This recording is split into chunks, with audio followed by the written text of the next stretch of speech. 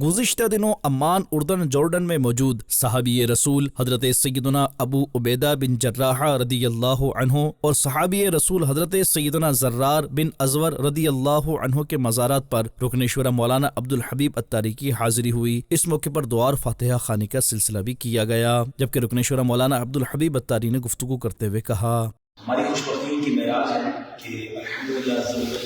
सहाबी रसूल और वो अजीम सहाबी जो अशरा मुबशरा में से है, वो अजीम सहाबी जिनको अमीनुल उम्मत कहा जाता है, वो अजीम सहाबी जिन्हें नबी पाक अलैहिस्सलाम से बेइंतहा मोहब्बत हज़रत अबू उबैदा बिन जर्राह रज़ियल्लाहु तआला, one of the amazing personality in the history of Islam.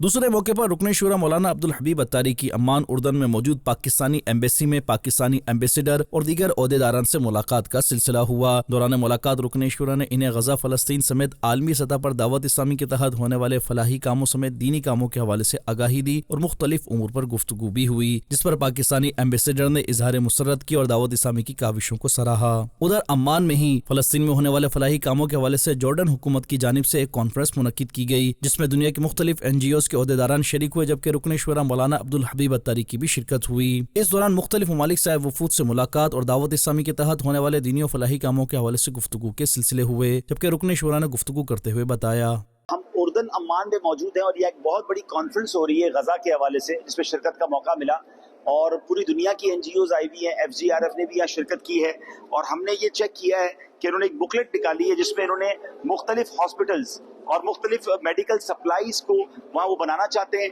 और उसकी बाकायदा उन्होंने कॉस्टिंग भी दी हुई है कि कितने कितने लाख डॉलर का ये एक प्रोजेक्ट होगा। तो इंशाल्लाह नियत की है कि इनसे बातचीत करके कोई एक हॉस्पिटल जो है जो तबाह हो गए हैं, बर्बाद हो गए हैं, इलाज वहाँ हो सके,